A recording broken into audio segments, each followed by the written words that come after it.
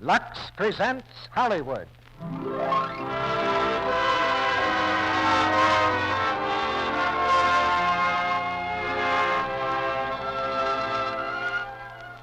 The Lux Radio Theatre brings you Warner Baxter and Joan Bennett in Stand-In. Ladies and gentlemen, your producer, Mr. Cecil B. DeMille.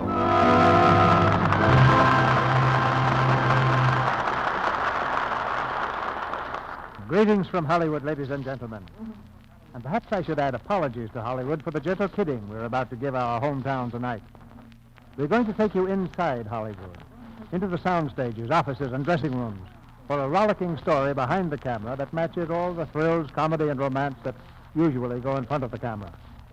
And our chief exhibits are two stars who are equally at home in both places, Warner Baxter and Joan Bennett.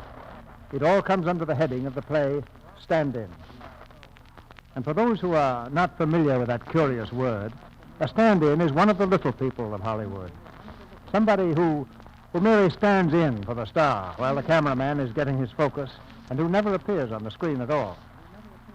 But tonight, a star stands in for the stand-in, with Joan Bennett playing the part, and with Warner Baxter, a rather bewildered banker, to whom she teaches a few tricks of the trade. The master hand of Clarence Buddington Kelland wrote the original story, and Walter Wanger made it doubly famous with the motion picture from which our play is adapted. So all signs point to the kind of evening that brings the kind of comment we like to get. Comments such as this letter that came to my office the other day. It reads, "This is the first time I've written to the producer of a radio program, but this letter to you is long overdue. First, because I've enjoyed the plays in the Lux Radio Theatre for 5 years, and it's high time I thank you for the inspiration and enjoyment that they've brought me. The second reason for this letter is Lux toilet soap, and I know it's high time I thank somebody for that. I bought it first because I thought your theater deserved my support. But ever since that first cake, your product has been standing on its own merits, and there's no doubt about the value of those merits, so keep up the good work." That letter sounds like a challenge to this theater, and we're going to accept it, because Lux toilet soap has never backed down from a challenge yet. Now it's curtain time. And here's the first act of Stand-In, starring Warner Baxter as Atterbury Dodd and Joan Bennett as Miss Lester Plum.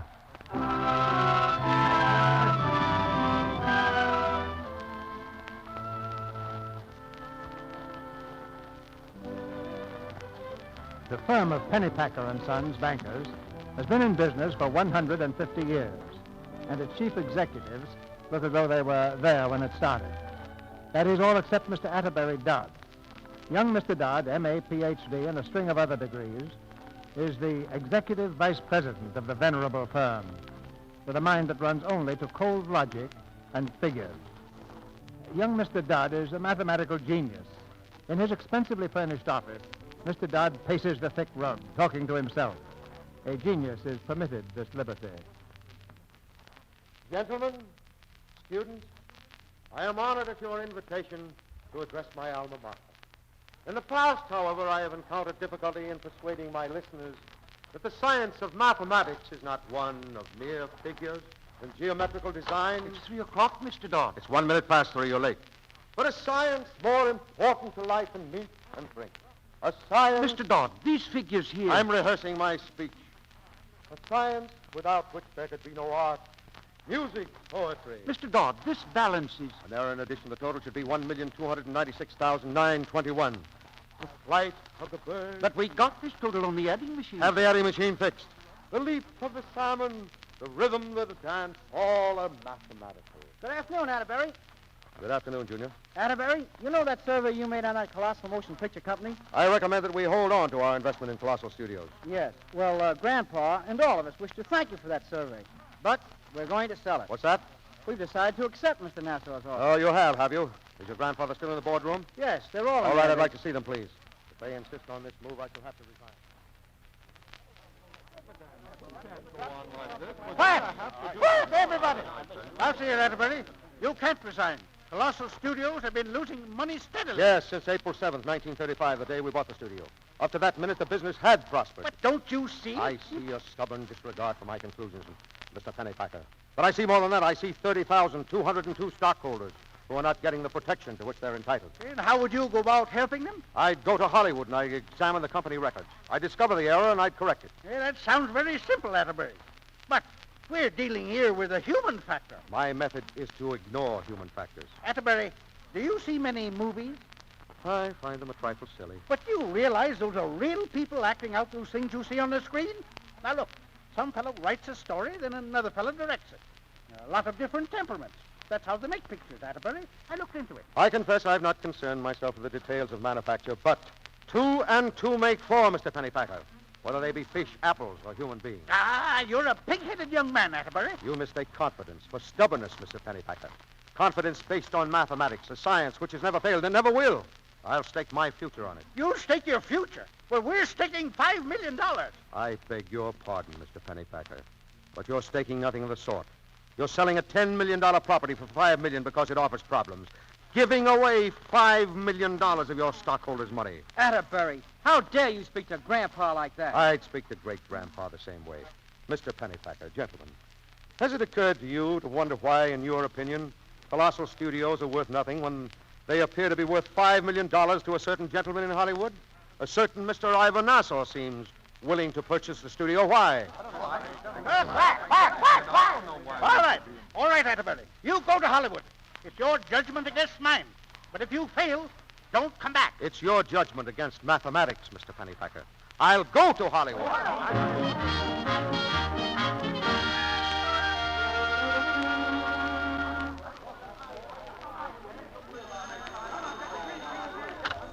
Hello, Mr. Ivan Nassau's office, Colossal Pictures. If it's a colossal, it's colossal. Good morning.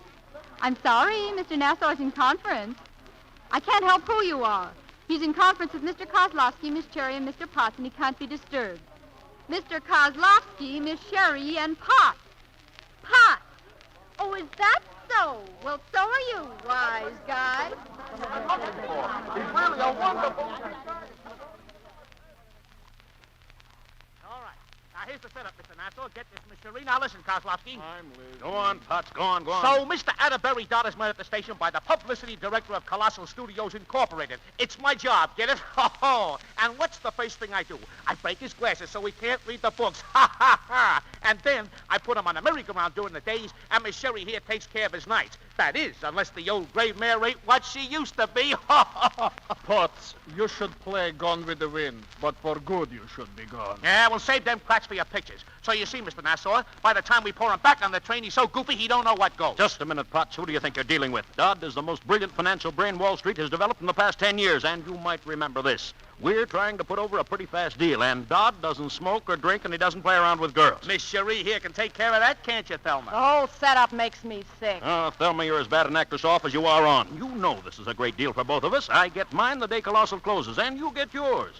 A 5-year contract with the studio that absorbs Colossal. Not bad for a star who's been on the downgrade for 2 years. She will do as I should say, so I'm her director. Oh, shut up! I got a mind of my own! Quiet. What is it? Mr. Nassau, Mr. Quintain is here. Quintain. All right, send him in. Now listen, everybody, and concentrate hard. Quintain knows the picture business better than any of us. We've fooled him so far because this isn't the picture business, it's hijacking. But if he finds out what we're doing, he'll run us right out of Hollywood and into a penitentiary. Oh, save it. Oh, come in, Quintain. Glad to see you. You're a liar. What's on your mind? I want to see you, Kozlowski. Well, you see me. Yeah. I just wanted to remind you that you've got a picture to finish. What are you doing here? I cannot shoot till I have an Andy. Don't give me that. First it's writers, dozens of them. Then the sets don't suit you. Then the cameraman. Cherie, you shoot 5 weeks with a guy who's been photographing you since 1898. And just because he can't squirt the elixir of youth out of his lens, you got to get a new boy. But, Pete, you know I know you've stalled $1 million extra load onto this picture. Naturally, New York's got a yen to see what's the matter. And get this straight. I'm not taking the slap for it. You're the producer, aren't you? You keep your mouth shut. I'm just telling you, Cherie, and you, Kozlowski, go to work. Get this picture finished. I don't care whether you have an ending or not. Get it in the can by next week or else.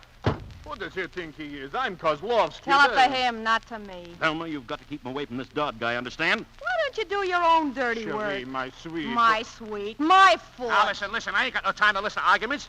Dodd's train gets in 20 minutes. Do I put him on the merry-go-round or don't I? All right, try anything but keep him away from the books. Don't worry, boss. Mr. Atterbury Dodd is in the satchel right now. Ho, ho.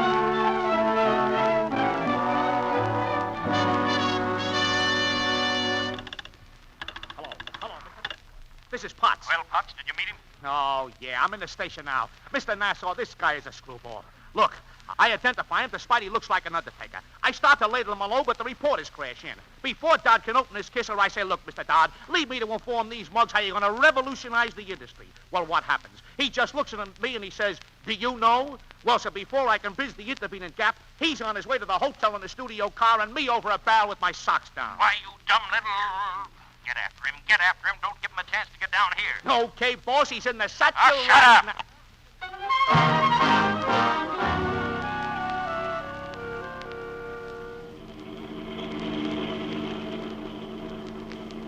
Driver, must we travel at this speed? This is Hollywood, Mr. Don. I realize that, but I should like to go a little slower, please. Okay. How do you like our climate, Mr. Don? A little early to inform an opinion, I believe. Hey, where are you taking me? The rich Hollywood. Oh! Driver, you have to stop like that. Traffic light, Mr. Don. Nevertheless, I still think... Mickey, give me a lift. Snakes. Oh, Mickey, you're a lifesaver. Drop me home before the body collapses. Beat it. Don't you see I'm riding somebody? Oh, hello, mister. Good morning. You mind you're going my way? Well, Look, Mr. Dodd, you don't have to stand for this. Drive on, please. Okay. Thanks. You don't know how grateful I am. My feet are killing me. Mind if I take off my shoes? Well, I don't... Woo, thanks. Boy, what a relief. Say, are you coming or going? Arriving. Are you an actress? No, I'm a stand-in for Thelma Sherry. Got a match? No, I don't smoke. May I ask what a stand-in is, and who is Miss Sherry? You mean you don't know? Oh, I'd go without pie for a week if Thelma could hear that. Say, you do know what a star is. Vaguely. How you must get around. Well, Thelma Sherry is a star, and like all stars, she's a pretty fragile cut of steak. She mustn't be fatigued or mussed. Hence the stand-in. That's me. Well, I'm sorry, but I haven't the faintest idea what you're talking about. Look, you couldn't expect a star to endure the heat of the lights while they set the cameras and microphones, could you? So they dig up a gal to stand in for the star while all this torture goes on. Yes? Then when everything's set, the star, cool and immaculate, puts her little feet in the chalk marks. The stand-in, worn and wilted, fades out of the picture and business goes on as usual. Say, sonny boy, who are you anyway to rate this card? My name is Dodd. Atterbury Dodd. Mine's Lester Plum. How are you? You in the picture business? Well, I'm a sort of a stand-in for my bank. I'm taking charge of Colossal Studio, temporarily. Mister, with your encyclopedic knowledge of the picture business, you ought to be terrific. This certainly rounds out my existence. Life can hold but one more moment for me. Indeed? Yeah, when they make Shirley Temple president of a bank. So you're the new boss of Colossal. Tell me, are you a doer or a don'ter? I beg your pardon? Well, all you big shots are one or the other. Look, I'll explain. The don'ters are the guys who go Hollywood. They have fun, but they don't do anything. It's the doers who wreck the work. They barge in and fire everybody who's any good. My dear young woman, I'm a businessman. Any experience in picture business? All businesses are fundamentally the same. Naturally, there are some aspects peculiar to each, but, well, it's my plan to find out about these things. Oh, a finder-outer. Now we're getting someplace. An orderly mind, Miss Plum, doesn't attempt to arrive at a total without a complete list of the items involved. Yeah, only most of the finder-outers get their list of items from the baller-uppers. Hey, Mickey, here's the old homestead. Let me off. You live here? That's the domicile, $8 a week, and all the breakfast you can eat if you're not hungry. Thanks for the lift. You're a lamb, sonny boy, but don't let them lead you to the slaughter. Good day, Miss Plum. So long. Hey! Hey, wait! I forgot my shoes! Hey! My shoes! My shoes!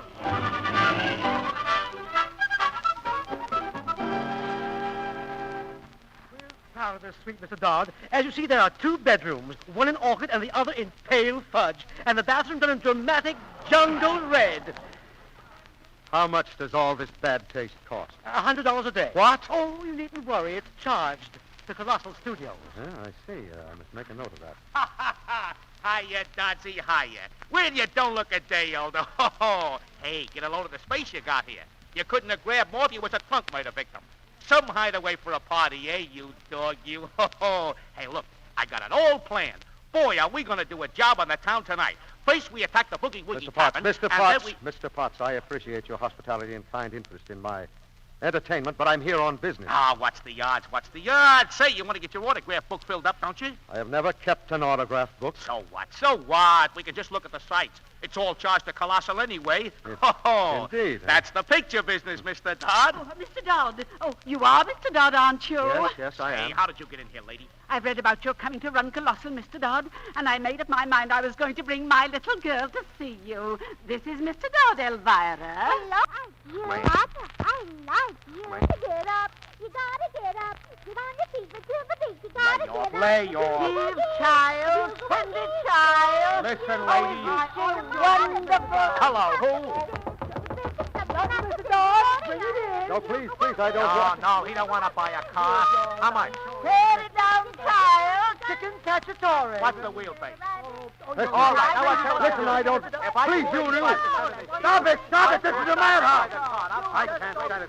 Let me out of here. Let me out.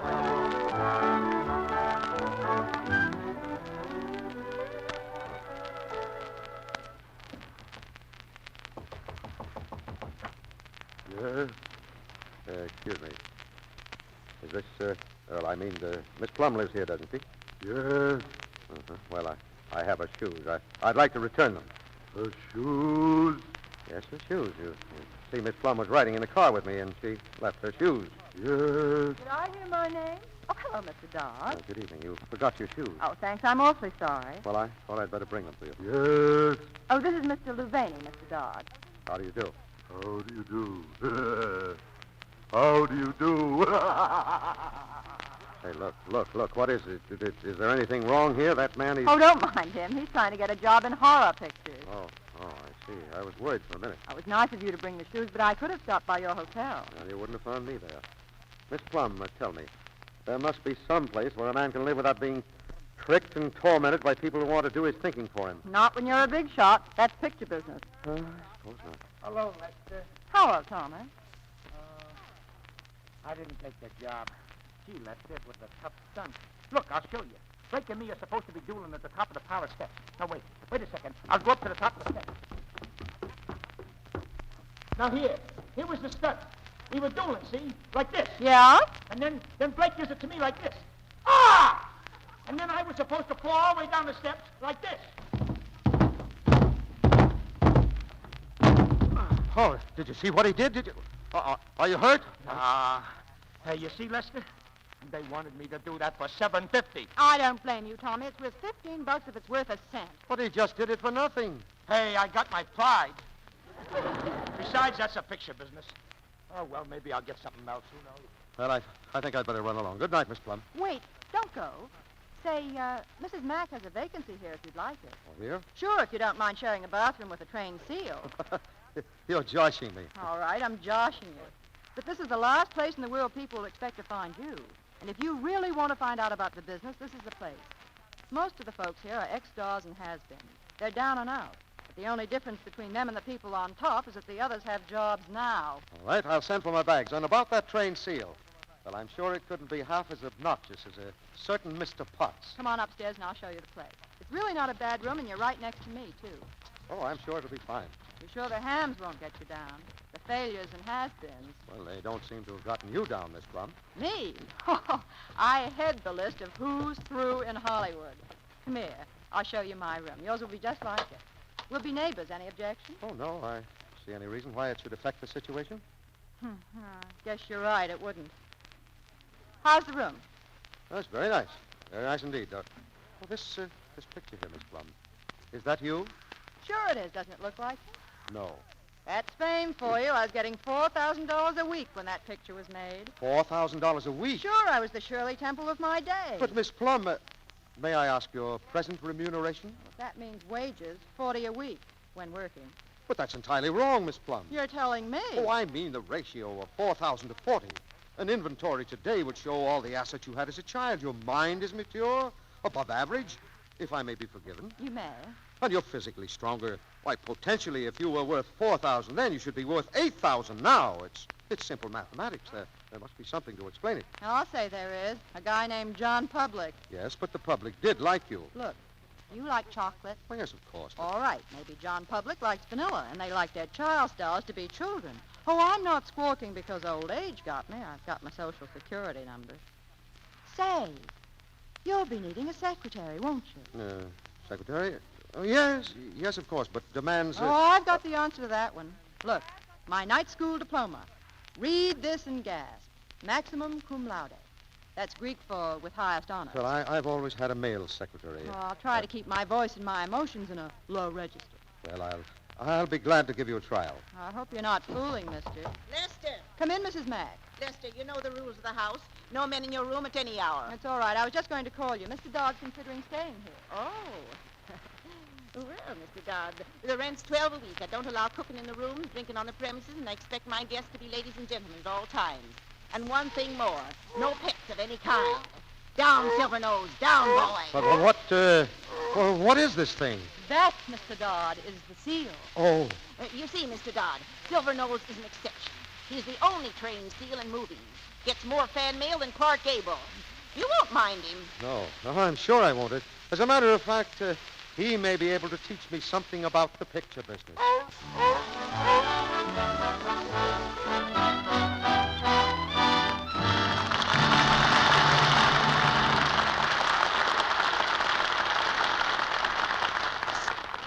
After a brief intermission, Mr. DeMille and our stars, Warner Baxter and Joan Bennett, will bring us Act 2 of Stand-In. Meanwhile, here's our Hollywood fashion reporter, Libby Collins.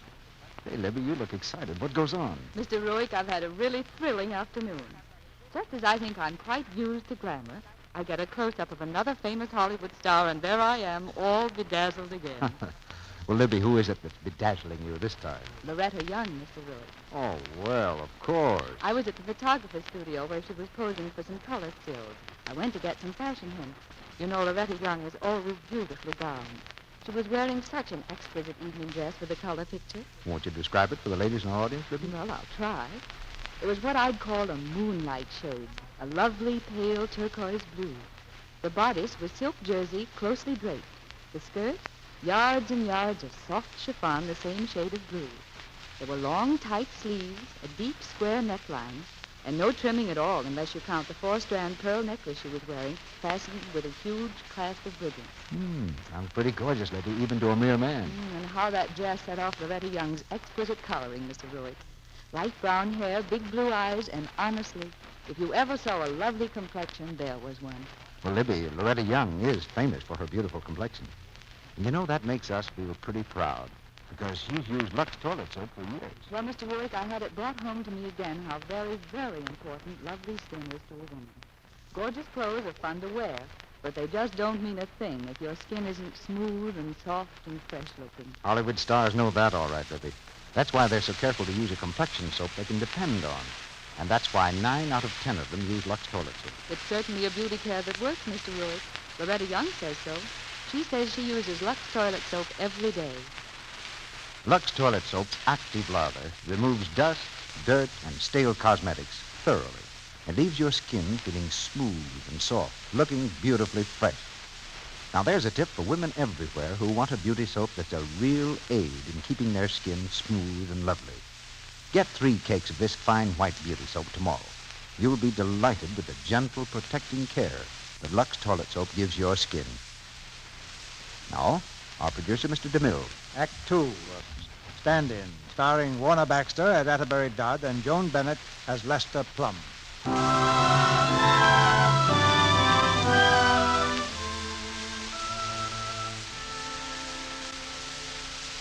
The team of Nassau, Sherry, Kozlowski, and Pott is planning the financial ruin of Colossal Studios by slowing down production on its new picture, Sin and Satan. The babe in Hollywood, Mr. Atterbury Dodd, is of course unaware of their little scheme. In the administration building, he talks to Peter Quintain, one of the few honest executives of Colossal Incorporated. Sit down, Mr. Dodd. Mr. Quintain, before we discuss business, let me say that I'll consider it an impertinence if you ask me to carouse, drink, or go to parties. May I ask what prompts this? Your Mr. Potts is under the impression that I'm given to riotous living. Now, I don't want you to make the same mistake. I'm neither a charlatan nor a libertine. I'm here for one purpose. You may count on my complete cooperation, Mr. Dodd. I expect that. No doubt you'll want to start work on the books immediately? No. Today I'll inspect the factory. Factory? Yes, I should like to equip myself with a complete knowledge of the intricacies of picture making. Then I can approach the books more intelligently tomorrow. Mr. Dodd, I've been in this business 20 years, and there are several intricacies that I haven't figured out yet. Look out that window there. That's the hospital over there. That's the commissary, the fire, police departments, sound stages, laboratories, recording rooms. We employ about 3,000 people here. It's not so simple. If you'll just come along, I'll show you a few of the intricacies. I'd be delighted.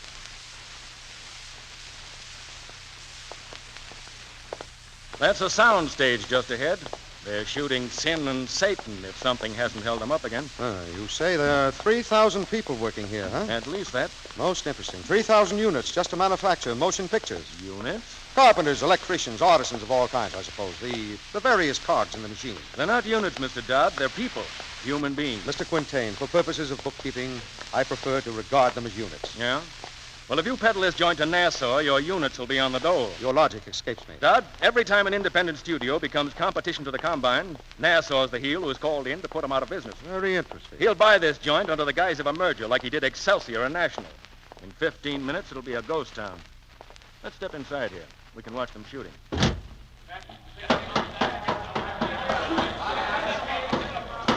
hit her on the back of the head with that baby. Shove that inky over a little. Put a jelly on the spot. Now move that broad in closer to plumb. Make it snappy, will you, gang? I'm melting. Now give me the blizzard. Start the wind machine. Come over this way, Mr. Dodd. I want you to meet our star, Miss Cherie. This is all a trifle confusing to me. It gets worse the better you know it. Okay, cut the wind. Mr. Dodd, this is Miss Cherie. Thelma, this is Mr. Dodd. Oh, so you're Mr. Dodd. I've been wanting to meet you for such a long time. How do you do? And this is Mr. Kozlowski, our director. Kozlowski, this is Mr. Dodd. Indeed, it is a pleasure. Clive. Thank you. Sit down, Mr. Dodd. My, you don't look anything like I expected you would. All lined up, ready to go. Excuse, please, huh? As I was saying, I'm so glad you're different, Mr. Dodd, because I've arranged a little party Monday night in your honor. I just know you love it. Miss Cherie, I'm afraid I shan't. I don't like parties. I don't know what to say to people, and I sit in corners and wish I might go home. Really? I know. That's exactly how I feel. Of course, you're in a position to do as you please, while I'd give anything just to be able to give up all this adulation, limelight, and be just a woman. You could retire, couldn't you? No. It isn't that easy, you see. I'm a slave, really. To the millions who depend on me to bring cheer into their drab lives, I can't betray their trust. Oh, dear, do forgive me for burdening you with my woes, but the moment you stepped in here, I seemed to feel some chemistry which drew me to you. No, scarcely chemistry, Miss Cherie. Chemistry is an exact science. Huh? Oh, Mr. Dodd, you have such a refreshing sense of humor. You shouldn't be an executive. And you have such fine, chiseled features. You should be in pictures. I think I should insist on having you for my leading man. Frankly, I sometimes find it difficult to differentiate between sincerity and facetiousness, but if you're not joking, my duties here would prevent such a project, even if I could permit myself to be exhibited in films. All set here. We'll talk about it further. Stranger things than that have happened in Hollywood. Why, I was a cigarette girl in a nightclub in Dallas. Would you believe that? Yes, why not? Oh, Mr. Dodd, you're cute. Wait, hold the camera. Stupid fools, I ask you, what is this? What is this? That's Edelweiss, Chief. It's what the script calls for. Mr. Dodd, you see with your own eyes what is up against the Creator. Is this flower Edelweiss? I am not a botanist, but it looks like Edelweiss. It looks like Edelweiss, but it's not Edelweiss. It's not even a flower. It's paper. It's cardboard. I want genuine Edelweiss. Yeah, but, Chief, we'd have to send to Switzerland. Then send to Switzerland. I will not shoot imitation. Oh, Mr. Quintain, what'll I do? This, I think, is something for the head of the company to decide. Mr. Dodd? Well, inasmuch as a blizzard is raging in the scene, will anyone see the flowers? Mr. Dodd, 10 years ago, when I made my great classic, From the Cradle to the Grave, I used a real cradle and a real grave. And now they ask me to use paper flowers. I shall go mad. Turn on the wind. I'm going mad. Paper flowers, the great Kozlowski. Turn the cameras. Cameras. Give me life. Give me action. Give me emotion. Paper flowers for Kozlowski. I am going mad. Seen enough, Mr. Dodd? Quiet. Get me out of here.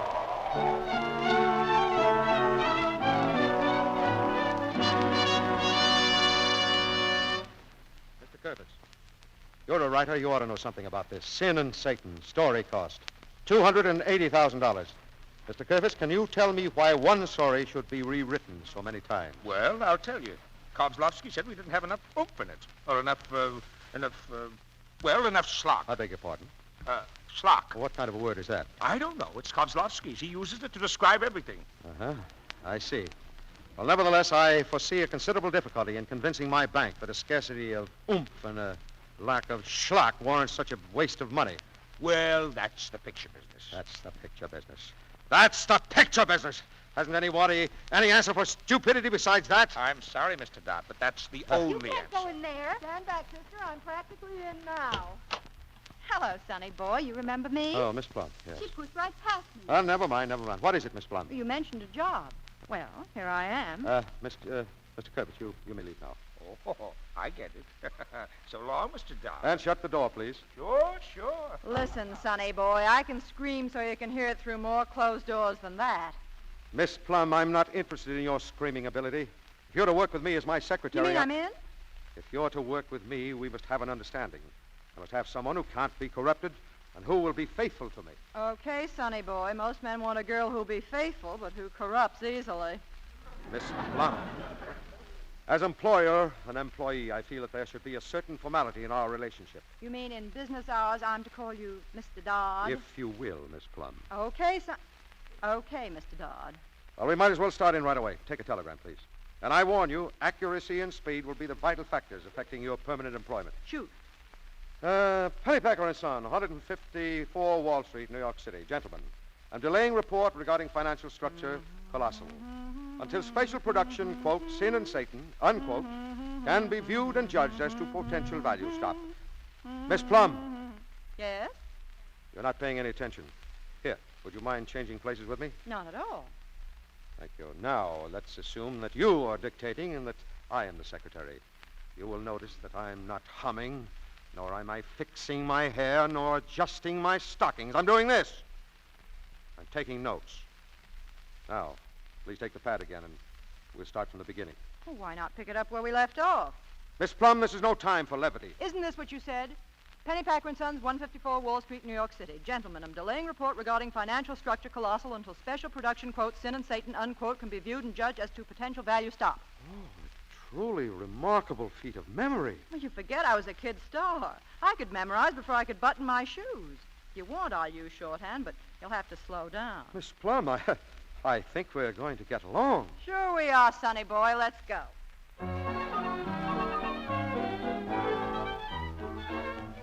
My dear Mr. Dodd, this little note is to remind you that you have been in Hollywood over a week and never once did you call me. Shame on you, dear Mr. Dodd. Please come and take me to Mr. Kozlovsky's dinner party Wednesday. I'll save every dance for you. Yours as ever, Thelma Sherry. Marie, deliver this letter to that pinhead Dodd. One more thing, Miss Plum. I'm going to dictate another report in New York. Will you take it, please? No, I won't. Miss Plum, what's come over you? Come on, grab your hat. I'm going to get you a hunk of something you haven't seen in days. Fresh air. You've got the jitters. Oh, there's nothing wrong with my nerves, Miss Plum. Sonny boy, you forget I worked beside you all day. Well, as a matter of fact, I am disturbed. My position, the savings of 30,000 investors, the integrity of my bank, and my whole career, they're all hanging on the success or failure of Sin and Satan. Now, do you wonder? Plenty. I also wonder if you have any normal instincts. Look, would you mind terribly if we talked about me for a moment? No, of course not. Do you ever notice anything about my hair? Your hair, Miss Plum? What? Look, it's very soft, see? And that wave is natural. Miss Plum, the color is rich, beautiful, and completely feminine. The implication escapes me. Okay, that's one strike. Wait a minute. Look at my eyes. Notice anything? Well, there doesn't seem to be anything the matter with them, so far as I can tell. Why? If I can rely on the voice of the mob, my eyes are of unusual depth and color, and they are also large and wide apart. Well, what you say, that's no doubt true, now that I think of it. All right, 2 strikes. But you've got to toss me one more. Mr. Dodd, I scarcely know how to approach this. I mean, haven't you ever noticed anything about me at all? Well, yes. Your mind intrigues me. 3 strikes, I'm out. Of course. I must admit that I've studied your personal appearance, too. Well, May I ask, did your studies reveal some faint traces of beauty? My dear Miss Plum, this is a business day. All right, so it's a business day. But that's no reason why you should stick around and worry yourself sick. Let's go out and have some fun. Miss Plum, Look, you might fire me for this, but I'm going to say it anyhow. The trouble with you is that you've got figures in your blood instead of red corpuscles. You're a scratched entry in the human race. You're... Miss Plum, please. I can prove it. Did you ever hit a man? Never. Ever been in love with a woman? No, never. Ever get drunk and been thrown out on your ear? Naturally not. Ever do anything wicked or want to do anything wicked? I hope not. Haven't you ever had any fun at all? No, I've had no time for fun. Then you're going to have it tonight. Don't be such an old stick. Oh, I'm sorry, but I just couldn't help but it's for your own good. Miss Plum, you've shown me a picture of myself that's not pleasant to see. Oh, I seem to have led an odd existence. I seem to have been left a long way behind. You'd better start catching up. Yes, I agree. Well, just how do you propose to go about it? Oh, I've been afraid to let myself go, but from now on I shall give life the opportunity to turn me into the sort of a person I might have been. Miss Plum, do you dance? Why, of course. Would you mind showing me how? Don't you know how? No, I'm afraid not. Wait a minute. I'll turn on the radio. It won't take long to learn. No, I'm certain I can master it. It's just a matter of putting your mind to it. Well, sort of. There we are. Come on. Put your arms up. Wait, please. What's the matter? Miss Plum, now, if you'll just do it by yourself first, just a few steps. You mean like this? Yeah, that's it. No, stop! What for? Stand right where you are. Now, on the third beat of the music, your foot was there. And on the fourth beat here. Now we'll call them 3 and 4. Now, hand me that ruler, will you? Ruler? Now listen. No, please. Yes, sir. Yes, just as I thought. About 18 inches between steps. Cut it out. You can't learn to dance by mathematics. It's rhythm. All rhythm is based on mathematics. Well, I'll try it now. Let's go. Don't make it 19 inches or we'll trip. Oh, no. I'm a fair judge of distance. No. Just relax. Let yourself go more. That's it. Fine. You're doing fine. 1, 2, 3, 4. How's that? Sonny boy, I wouldn't have believed it if I'd seen it with my own eyes. Where are we going tonight? We? Why, I'm going with Miss Cherie. What? I'm taking her to Mr. Kozlovsky's house. So, she's the one you're going to let yourself go with. No, I wouldn't say that. Well, go on. Go with her. Dance with her. I hope you fall flat on your face. Miss Plum, she's a strange girl, very strange.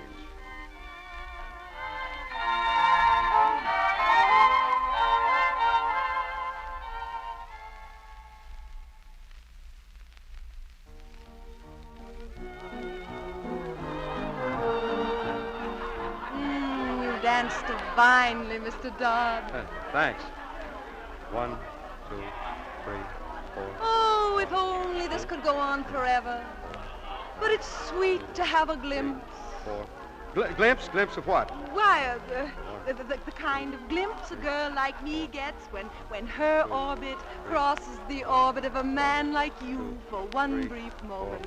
Oh, yeah. Do you ever dream, Mr. Dodd? 4. Occasionally, yes, if I eat something that disagrees with me. 1, 2, 3. Must you count? Oh, excuse me. Oh, I'm so sorry. Yes. Not at all. Tell me, Miss Cherie, while we've been dancing, there's something I've wanted to ask you. Yes?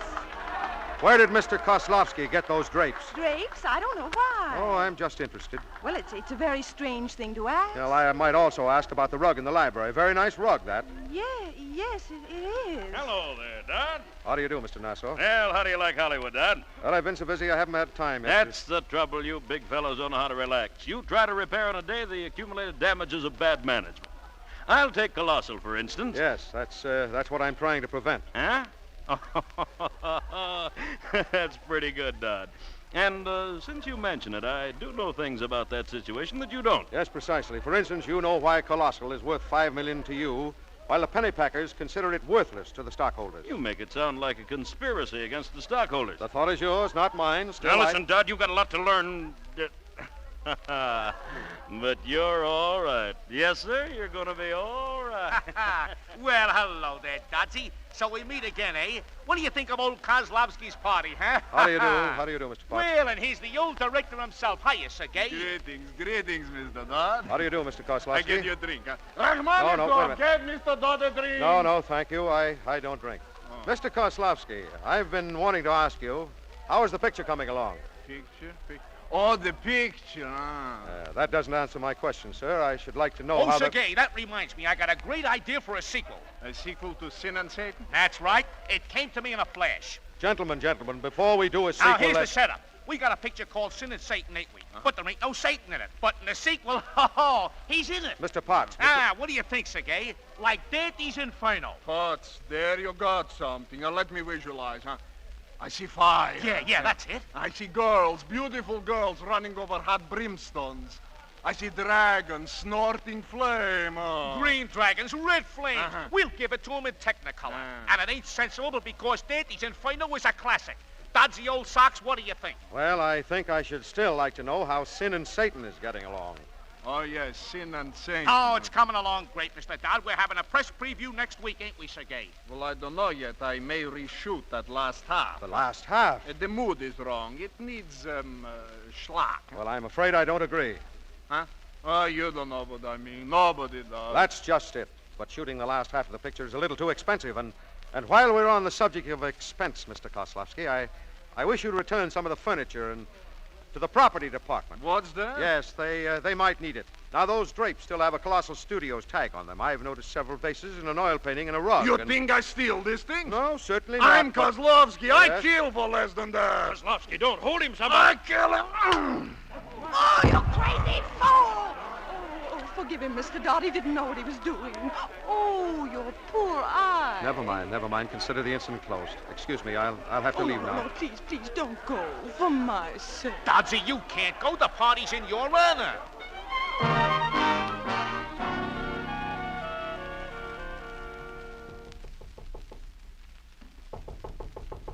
Who is it? Good evening. So you're back, are you? What do you want? Oh, your eye. What happened? I fell. I know. After somebody punched you. Let's see it. Boy, you look terrible. Who hit you? Kozlowski. Did you slug him back? No, I didn't. What are you, a man or a mouse? A man who can't control himself can't hope to control others. Besides, I don't know how to fight. Don't be ridiculous. You could have done this. Look, just get him around the neck like this. Miss Plum, please, what are you doing? Then just toss him over your head like this. My goodness, why, you're wonderful, Miss Plum. You're... Nothing wonderful about it at all. It's just plain jujitsu, a trick of leverage. Leverage? The principle of Archimedes, the great Greek mathematician, yes. All I know is it comes in handy when some ham who's driving you home doesn't want to drive you home. Would you mind teaching me how you did that? I taught you to dance, and look what happened. By the way, how did you make out with the alley cat? Are you referring to Miss Cherie? I said alley cat. Miss Plum, I must insist that you grant Miss Cherie the respect to which she is... The respect to which she's entitled, so that's how it is. Protecting her against me, and now you want me to teach you jujitsu. Yes, if you don't mind. It's a pleasure.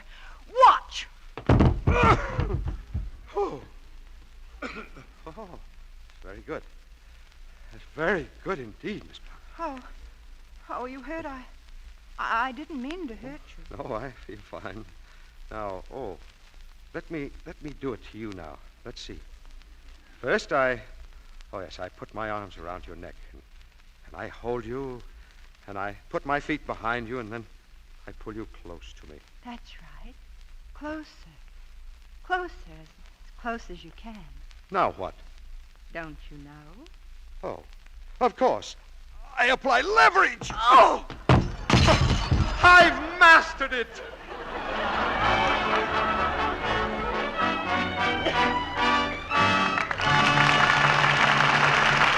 We pause now for station identification. This is the Columbia Broadcasting System.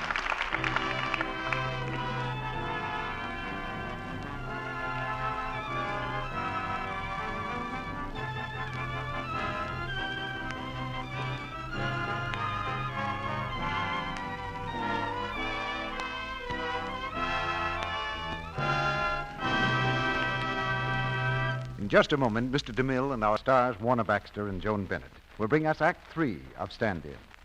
Now, a day with Mrs. Anywife. Oh, time to get up. Fix breakfast for Junior, for Mary, for Dad. Put away the comics, Junior, and eat your cereal. Mary, your slip shows. Oh, Dad, you'll miss your train. Now it's time to wash the dishes. Run the vacuum. And then, oh, heavens, Junior will be home for lunch in no time, so into the kitchen. There he is now. Hang up your hat, please. Oh, eat your vegetables, please. Goodbye, dear. Don't be late. Phew. Well, look at Ella Brown. Another new hat. Good afternoon, Mr. Dobbs. Are these melons ripe? Yes, please send my order right away. We're having guests for dinner. Get the meat in on time. Fix the flowers and... Junior, please don't leave your toys in here.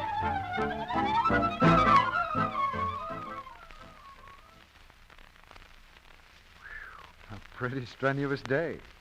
But now Mrs. Anywife shows how smart she really is.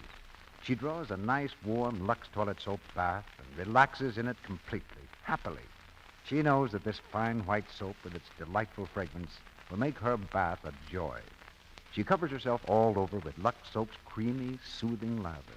She knows its active lather does a thorough job of cleansing, makes her sure of skin that's sweet, delicately perfumed, too, with a fragrance that clings. It won't be long now before she'll be ready in a fresh frock, a gay ribbon in her hair, to hear a proud husband say, "Hello, sweetheart. How nice you look. How sweet you are." Now, Mr. DeMille returns to the microphone. The curtain rises on the third act of Stand In.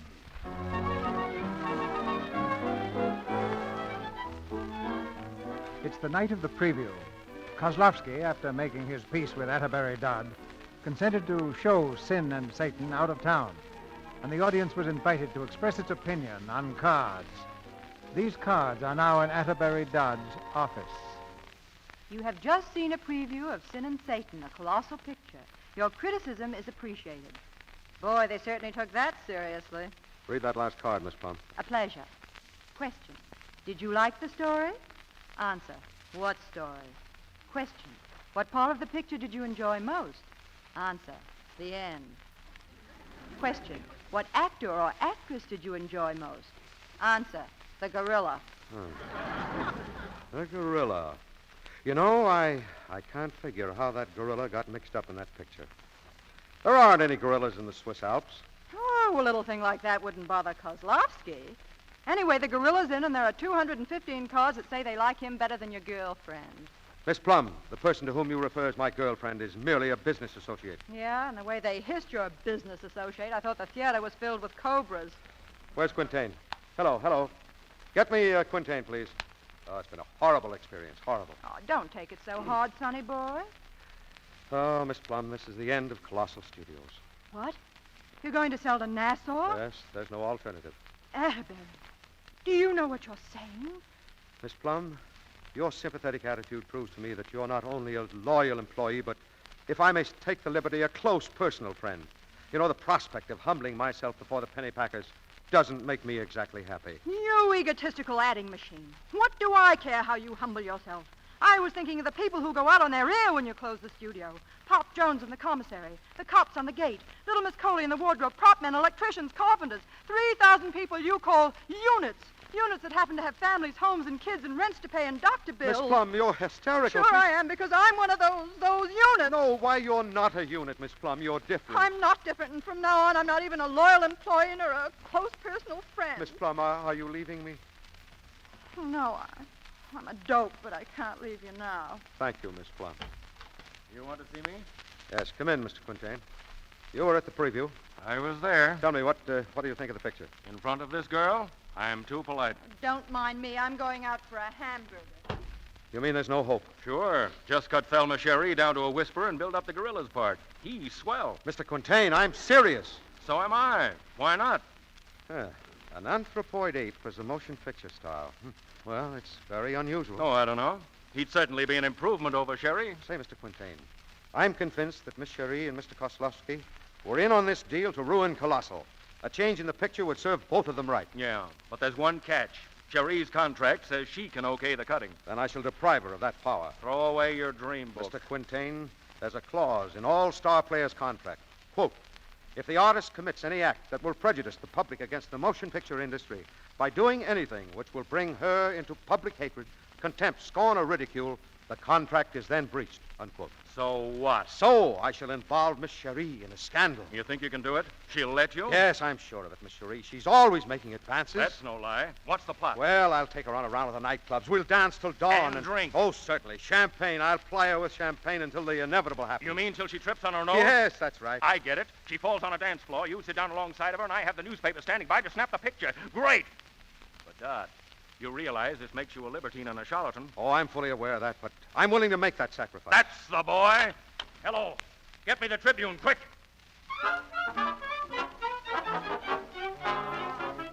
What street piper, Thelma Cherie and scandal. Thelma Cherie takes a spell. Thelma Cherie and Atterbury Dodd arrested, drunk and disorderly. Whoa! Take a wire to Dodd. You have ruined greatest of Colossal's assets, Thelma Cherie. We are selling Colossal Studios to Ivar Nassau. Close payroll and turn business over to Nassau. You were fired.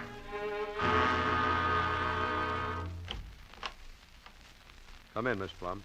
I see they bailed you out. I suppose you know about the notice they tacked up on the bulletin board this morning.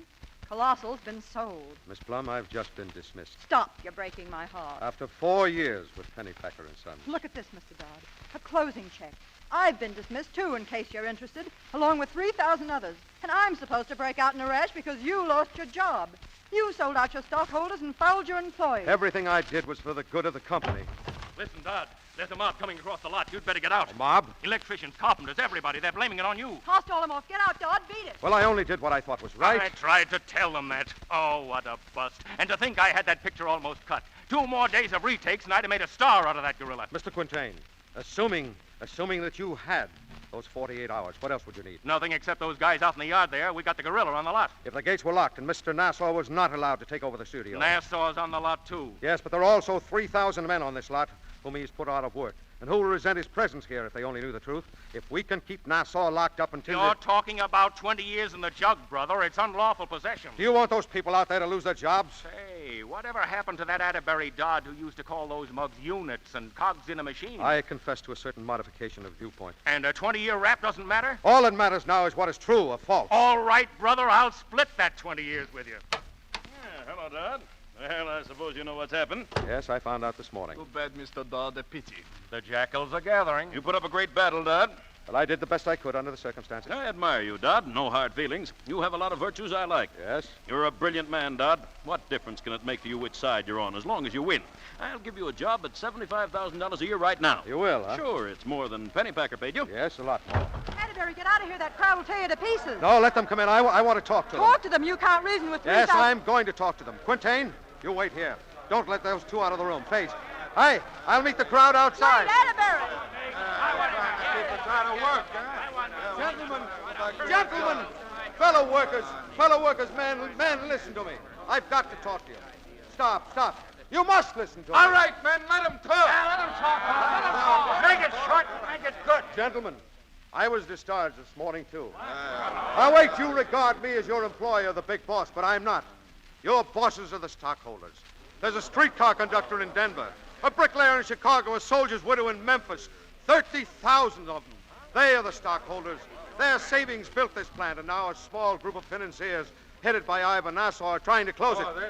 The stockholders can't afford to see this studio close any more than you can. There's no trouble here that a good picture won't cure. Why, Mr. Quintain tells me that we have a smasheroo in Sin and Satan. Now, look, we can expose Nassau, save the studio and our jobs. So I'm asking you for 48 hours' work. I haven't any money for salaries, but I pledge... Pledge what? I pledge my word that I'll convince the stockholders that you're entitled to an interest in the business you've saved. Yeah, but can we hold on? Nassau will get the law on it. He will, yes, but we're over 3,000. We won't let the law in. Listen, men. Mr. Quintain needs carpenters, electricians, the gorilla, all of you for 48 hours. What do you say? What do you say, Juicers? How about it, Grip? I own the gorilla, and the gorilla says yes. Thank you. We'll show them a real fight. And now, I want you to meet Mr. Nassau and Mr. Kozlovsky. Mr. Quintain, bring them out, please. Listen, Dodd, what is this? Mr. Nassau, a few minutes ago, you offered me a position. That offer was a bribe. A bribe for what? To prevent my dissolving a sale and to avoid an investigation at which I must charge you with conspiracy. Why, I'll break you in half. If you please, Mr. Nassau. If there's any breaking, I shall do it. Why, you take your hands off me. Watch, Mr. Nassau. Archimedes' law of leverage, sometimes known as jiu-jitsu. Ow! Gentlemen, I give you Ivor Nassau. Here's the other rat, Dodd. Let me go, I'm Kozlovsky. Mr. Kozlovsky, meet Mr. Archimedes. Oh. Gentlemen, I give you Mr. Kozlovsky, too.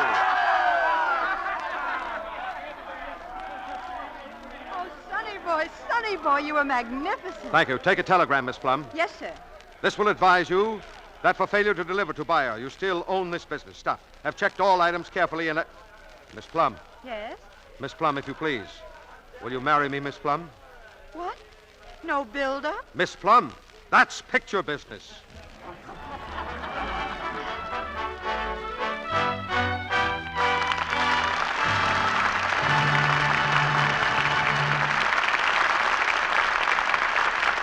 The curtain falls on the saga of Atterbury Dodd and Lester Plum, and it's only simple justice that we bring Warner Baxter and Joan Bennett back for a curtain call.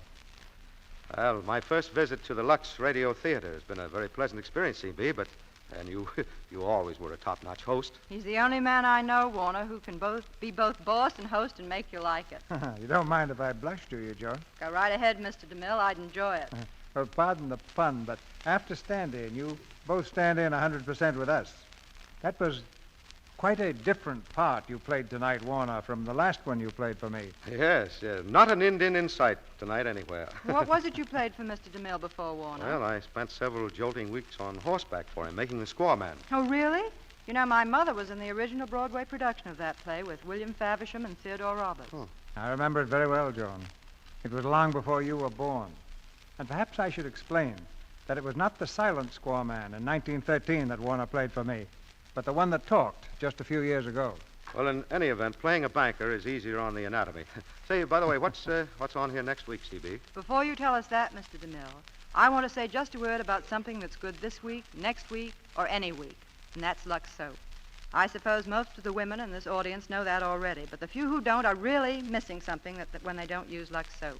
It's been my regular complexion care for years. And we hope for many years to come, Joan. A very pleasant prospect for Lux Soap, too. But to get back to Warner's question about next week. Yes, what is the play, Mr. DeMille? It's the unusual drama, Dust Be My Destiny. Who's in the cast, CB? We're going to have John Garfield and Claire Trevor. The play's adapted from the Warner Brothers picture, and we think it has great possibilities for the theater of the air. You'll hear John Garfield in his original screen role as a young man with a very common complaint. He thinks fate is against him. And you'll hear Claire Trevor as the girl who convinces him it isn't. So next Monday night, with Dust Be My Destiny, we have the makings of another exciting evening. Well, I think the audience will all be present and accounted for with a play like that, CB. Good night. Good night, Mr. DeMille. Good night. Good night. We'll keep the footlight burning until you two come back.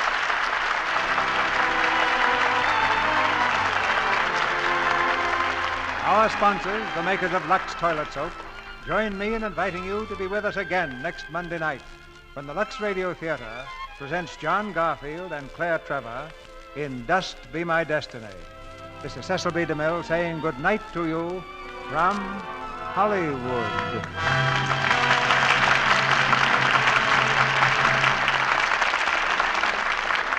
Warner Baxter is currently seen on the screen in the Columbia picture Adam Had Four Sons, produced by Robert Sherwood. Joan Bennett is now working in the 20th Century Fox picture Manhunt. The screenplay of the Walter Wanger picture Stand-In was written by Gene Town and Graham Baker. Mr. Wanger is now preparing Sundown for early production. Included in tonight's play were Hans Conried as Kozlovsky, Dorothy Knox as Cherie, Charles Seal as Quintain, Edward Marr as Potts, Lee Millar as Mr. Pennypacker, Barbara Jean Wong as Elvira, and Eleanor Stewart, Alan Wood, Earl Keane, Gloria Gordon, Ralph Sedan, Stanley Farrar, Edwin Max, and Noreen Gamil. Our music is directed by Louis Silvers, and your announcer has been Melville Ruick. This is the Columbia Broadcasting System.